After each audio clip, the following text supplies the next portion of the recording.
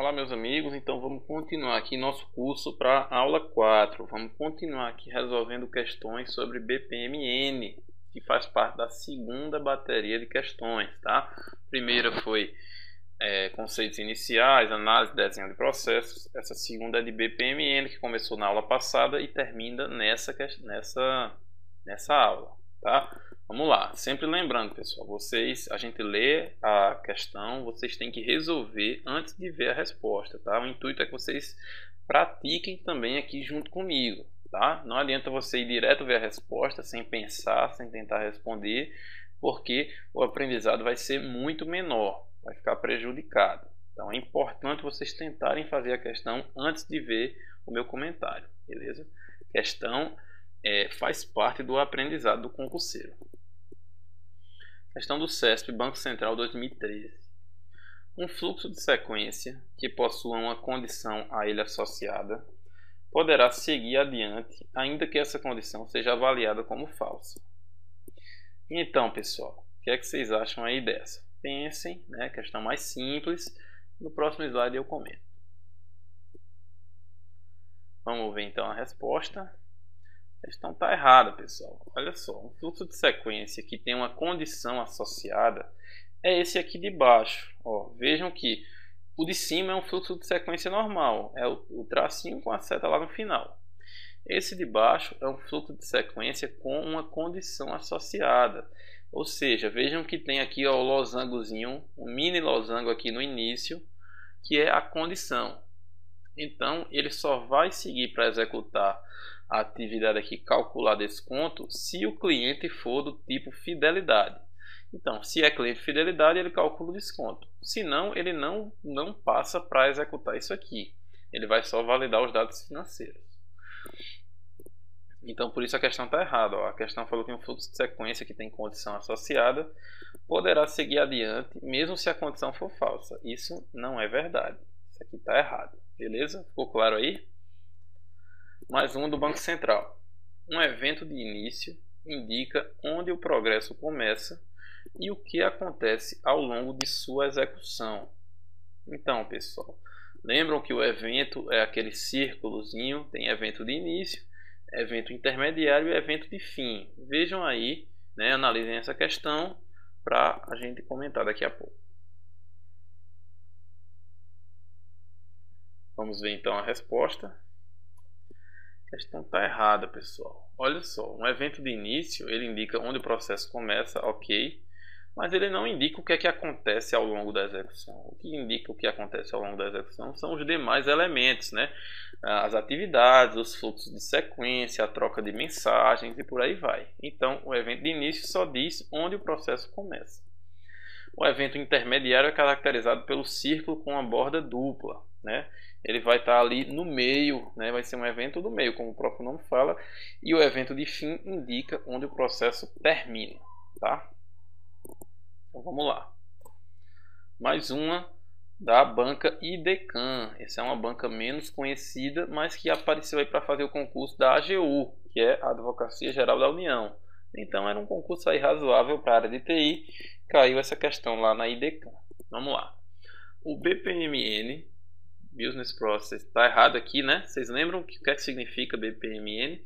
É Business Process Model and Notation, tá? Mas como eu já falei lá no curso de BPMN, no módulo 2, né, a gente não deve se prender ao nome da sigla, porque a maioria das questões erra, tá? A maioria das questões coloca o nome errado. Então, o BPMN é um padrão desenvolvido visando oferecer uma notação mais facilmente compreendida, podendo ser usada por todos os envolvidos no negócio. Ok, né? Aqui é só o enunciado. O BPMN realmente é uma linguagem, uma notação que facilita o entendimento por quem não é da área de TI, né? Então ela é para ser usado por todos os envolvidos na empresa, né? Alta administração, pessoal de RH, de logística, de financeiro, qualquer área. É utilizado somente para apoiar a modelagem de conceitos que são aplicáveis a processos de negócio. Há 3 tipos básicos de submodelos em um modelo BPMN. Então isso aí, pessoal, você tem que estar com a memória bem fresca para lembrar, né? O BPMN, na versão 2.0, ele tem 3 submodelos. Você tem que saber quais são esses submodelos. Se você viu recentemente as aulas do módulo 2, você vai lembrar. Se faz muito tempo, ou se você nunca estudou isso, vai ficar difícil. Então vamos lá, tem essas 5 alternativas, vocês vão ler para no próximo a gente falar.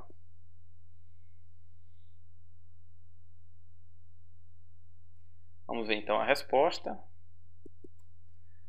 Resposta certa, letra E, de escola. Então, os 3 tipos de submodelos do BPMN são processos privados, processos abstratos e processos de colaboração, tá?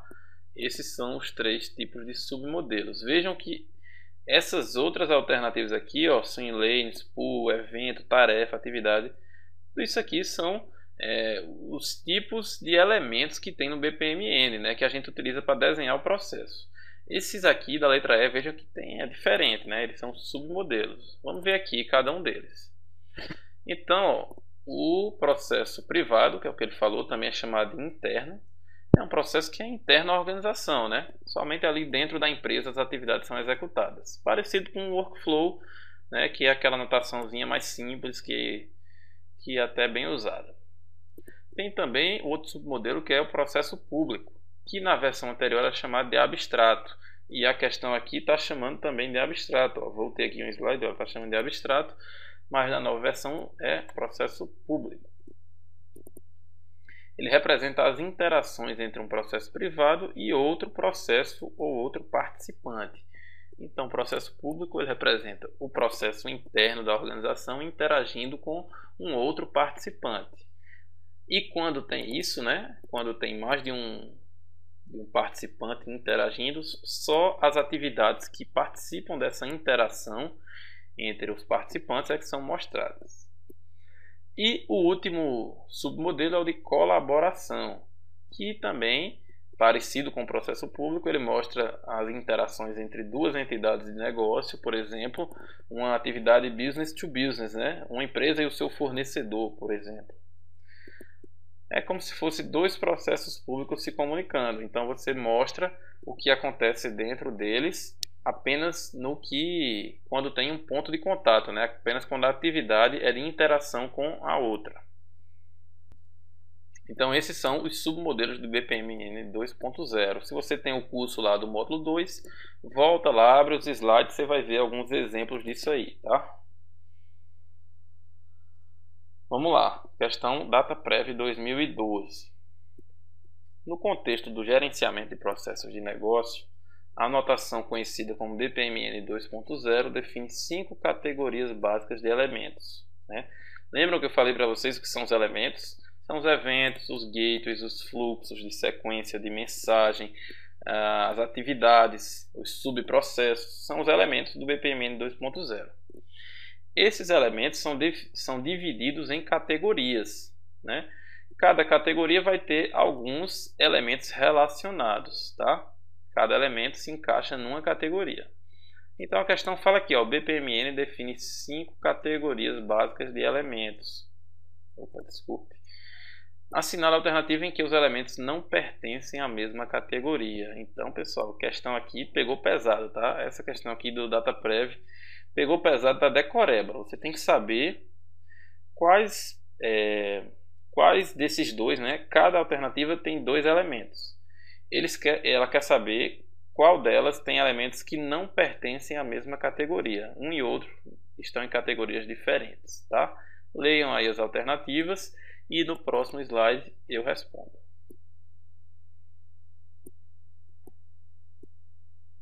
Vamos lá para a resposta. Letra E, pessoal. Letra E é a que tem elementos que não pertencem à mesma categoria, eventos e grupos. Para facilitar nossa explicação aqui, a gente vai para o próximo slide que tem, né, o resumozinho das categorias e dos elementos. Então a primeira categoria são os objetos de fluxo, ou em inglês os flow objects. Quais são os objetos de fluxo? Eventos, a bolinha, o círculo, né? Atividades, o quadradinho com os cantos arredondados, e os gateways, o losango. Esses são os objetos de fluxo.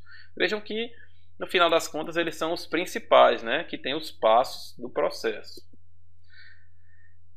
Outra categoria são os dados, objeto de dado, dado de entrada, dados de saída e armazenamento. São menos usados, né? Embora sejam também comuns, eles são bem menos usados. Os objetos de conexão, esses sim, também são bastante usados. Fluxo de sequência, a setinha, né?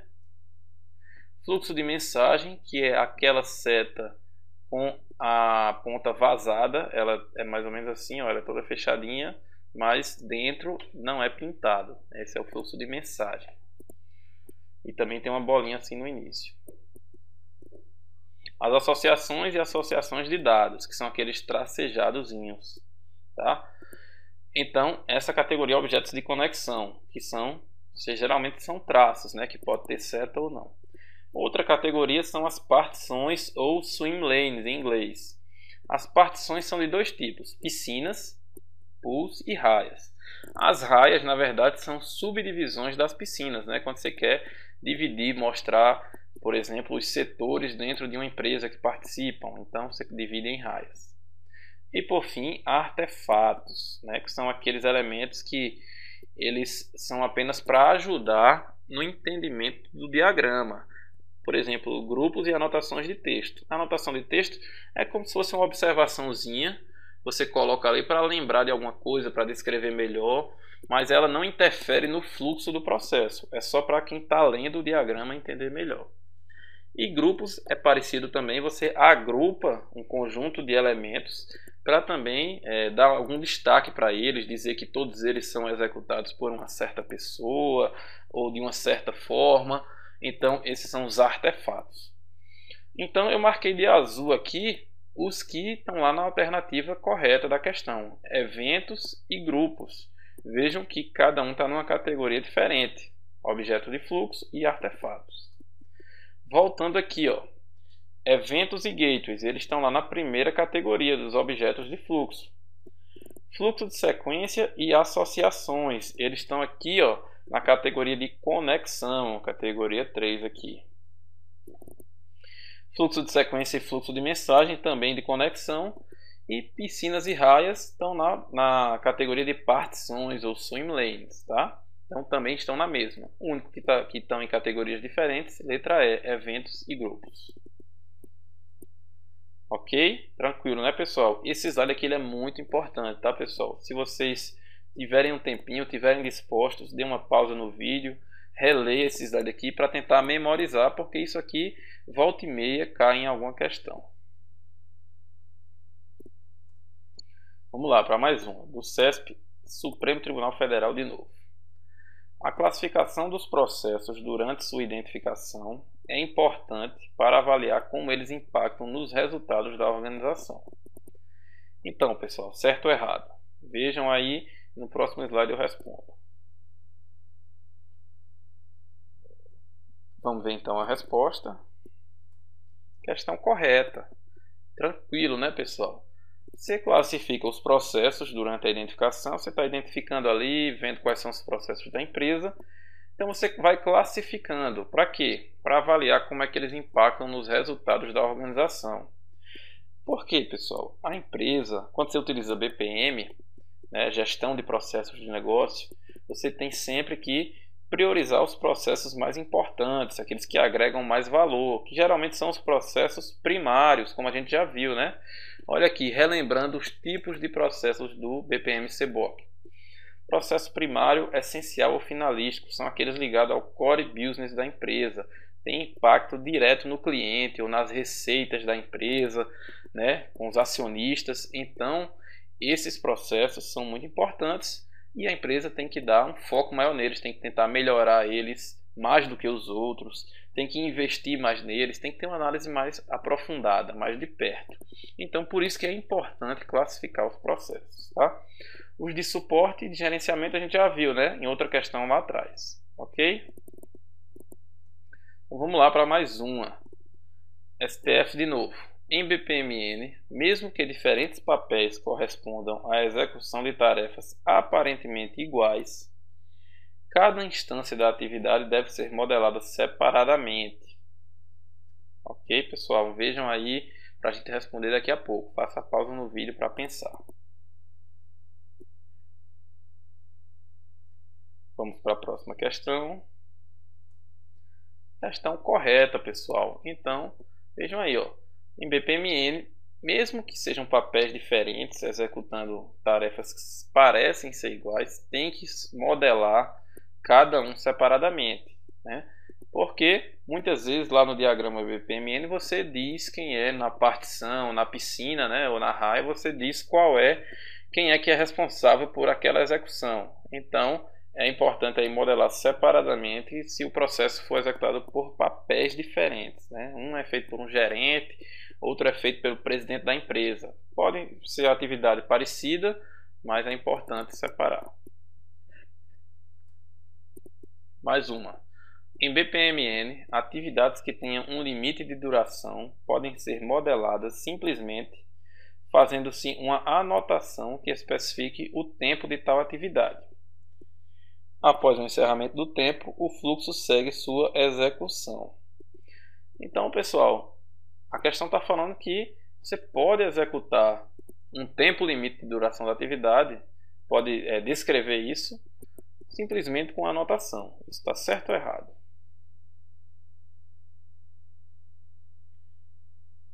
Vamos então ver a resposta. Tá certo, pessoal. Você pode representar de um jeito mais formal, mais correto, mais específico, né? Que é colocando lá um evento intermediário de tempo com um timerzinho, né? Um desenhozinho do relógio dentro do evento, dizendo que aquela atividade tem um tempo limite, né? Então, isso é um jeito. O outro, se você quer ser menos formalista, né? Num diagrama mais simples, que você está apenas rabiscando ali um desenho inicial, você pode apenas botar a anotação, ó. Essa atividade pode durar no máximo 3 horas. Pode. É uma opção. Ok? Então o BPMN ele dá essa flexibilidade. Você não precisa estar toda hora descrevendo tudo nos mínimos detalhes. Você pode descrever de alto nível, né? Sem todas as regras, sem as exceções, e depois ir aprimorando, mas também não é necessário. Pode ficar no nível de detalhe que for preciso e necessário para a empresa. Aqui, ó, os níveis de modelagem BPMN. Tem a modelagem descritiva, que é abstrata, alto nível, simples. Apenas os conceitos como pools, lanes, tarefas. Então, se você está fazendo uma modelagem descritiva, você pode fazer como a questão falou ali, né? Apenas com uma anotação simples. E aí tem níveis mais específicos, né? Que você vai detalhar melhor o modelo, que é a modelagem analítica e a modelagem executável. Essa modelagem executável ela veio com o BPMN 2.0. Você pode utilizar um programinha, né, um BPMS, por exemplo, para executar e simular aquele processo. Ok? Então vamos lá. Questão da SES Gran Rio, Petrobras 2012. Um processo de cotação pode ser descrito da seguinte maneira. O departamento interessado na compra pede o preço ao departamento de compras, que verifica todos os fornecedores disponíveis e, em paralelo, envia um pedido de cotação para cada fornecedor, esperando receber de cada um primeiramente uma confirmação do recebimento, depois o preço pedido. Após receber todas as respostas, o departamento de compras seleciona o menor preço e envia para o departamento interessado naquela compra, né? Vejam, pessoal, que ele está descrevendo aí o processo de cotação de preços dentro de uma empresa. Tem um setor da empresa que faz essa cotação, ele se comunica com os fornecedores e depois ele repassa o resultado da cotação para o departamento interessado naquela compra, né? Então vamos lá. À luz dos conceitos de gestão de processos integrados de negócio, não sei onde ele arrumou essa palavra aqui, integrados, mas beleza. Essa descrição consiste em uma. Então ele quer saber essa descrição aqui toda, o que é que ela significa em BPMN. É uma coreografia? É uma exceção? É uma fila de atividades? É uma instância de processo? Ou uma orquestração? Então vejam a questão, a SES Gran Rio ela gosta de questões mais aprofundadas, né? Então, para concurso da SES Gran Rio, do nível Petrobras, BNDES, você tem que estar realmente afiado nos assuntos. Então vamos lá. para a resposta. Resposta certa, letra A, coreografia. É um dos tipos aí de diagramas do BPMN. Vamos ver aqui. Olha aqui o que é uma coreografia. É um submodelo do BPMN. É uma novidade da versão 2.0. Isso não existia antes, mas é pouco usado na prática, né? Então a SESGranRio aí também achei que ela pegou muito pesado, porque trouxe um submodelo aí que quase ninguém usa, né? Mesmo na prática é muito difícil alguém usar isso aí. Então esse submodelo, a coreografia, mostra as interações entre participantes num formato diferente. O foco dessa coreografia, desse submodelo, é mostrar o fluxo de mensagens, tá? Então ele é diferente daquele tipo de diagrama que a gente já conhece e vinha estudando até o momento. Ele só mostra as mensagens, as trocas de mensagens, né, as interações entre os participantes. Vejam aqui que nesse exemplo ele está mostrando as interações entre o paciente e o escritório do médico, né? Tá aqui um paciente querendo marcar uma consulta. Então, ó, o paciente tenta marcar uma consulta, ele diz quais são os sintomas, né? E o paciente, o médico vai lidar com aqueles sintomas, vai fazer uma prescrição e vai mandar uma mensagem para o paciente, ó, pegue seus remédios e depois saia. E aí por aí vai. Então vejam, esse tipo de submodelo mostra as mensagens, a troca de interações entre eles. Isso é coreografia, que é justamente, né, o processo que está sendo descrito aqui nessa questão. Vejam que há vários participantes. Ó, o departamento interessado na compra, digamos, a área de TI quer comprar computadores. Então, a área de TI pede o preço para o departamento de compras da empresa. O departamento de compras já tem contato com vários fornecedores e ela vai mandar mensagens para os fornecedores, né, pedindo orçamento, pedindo a cotação. Depois ela recebe a confirmação, recebe o orçamento e manda uma confirmação do recebimento, juntamente com o preço. Depois que recebe todas as respostas, o departamento de compras pega o menor preço e envia para o departamento interessado, que no nosso exemplo fictício aqui é o departamento de TI. Então vejam, há aí uma série de troca de mensagens, por isso que é uma coreografia.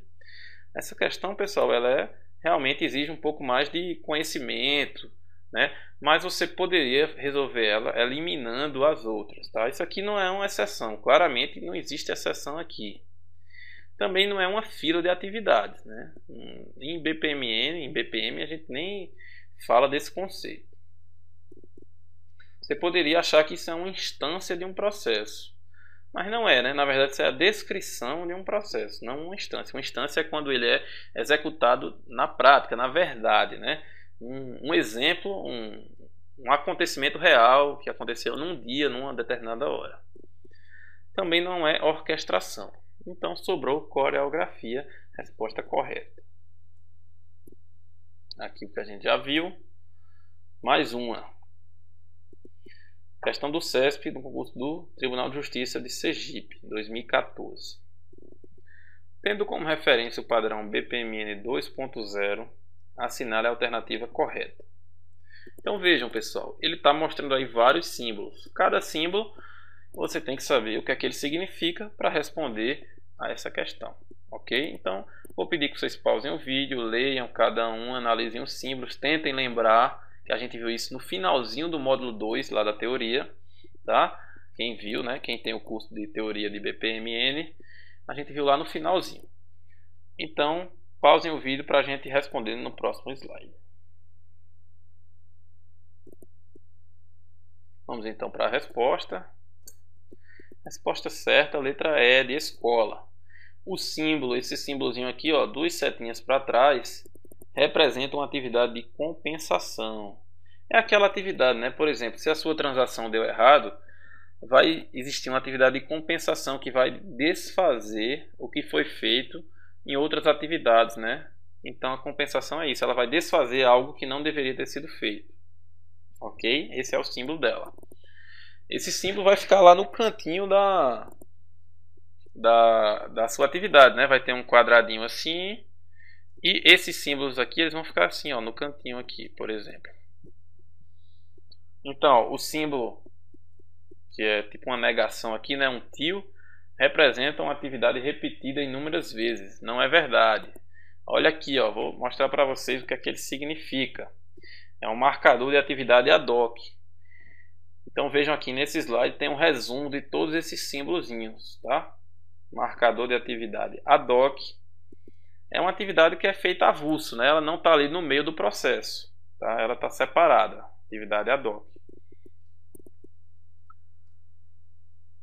Aqui, letra B, o símbolo da mensagenzinha. Está falando que ele representa uma tarefa de envio de mensagem. Na verdade, quando é envio de mensagem, o símbolo ele é todo pintadinho de preto por dentro, tá? Se ele está aberto, se ele está sem a pintura por dentro, ele é uma tarefa de recebimento de mensagem. Olha aí o nível de detalhe que essa questão do CESP chegou. Então fiquem atentos. Olha aqui, ó, no próximo slide tem, ó, tarefa de envio, a mensagem está toda pintada. Tarefa de recebimento, ela está vaziazinha por dentro.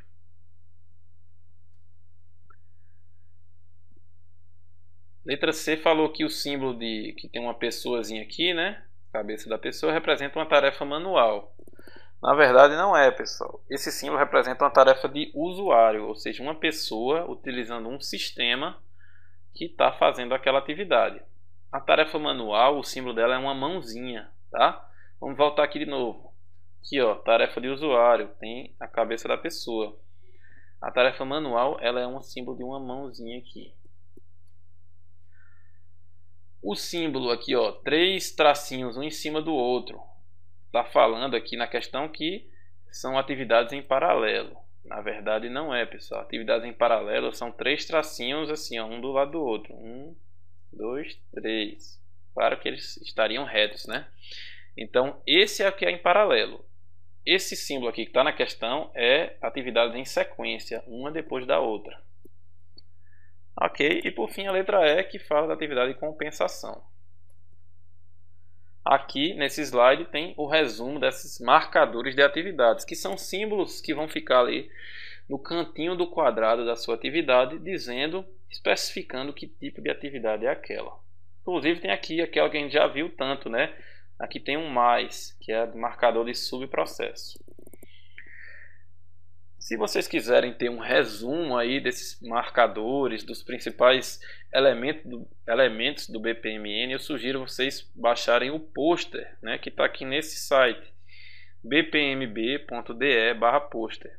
É muito bom esse pôster, é um resumo geral de BPMN, da notação apenas, tá, pessoal? Não dos conceitos de análise, modelagem, desenho, apenas de BPMN. É muito bom, sugiro que vocês baixem isso aí para ser aquele materialzinho de revisão. Ok, pessoal, então a gente encerra por aqui essa aula. Acabamos a segunda bateria de questões, tá? Que foram as questões de BPMN, a notação para modelar processos. Na próxima aula a gente continua falando da última bateria de questões, que é desempenho, integração e BPM Systems. Ok? Então, até lá, até daqui a pouco.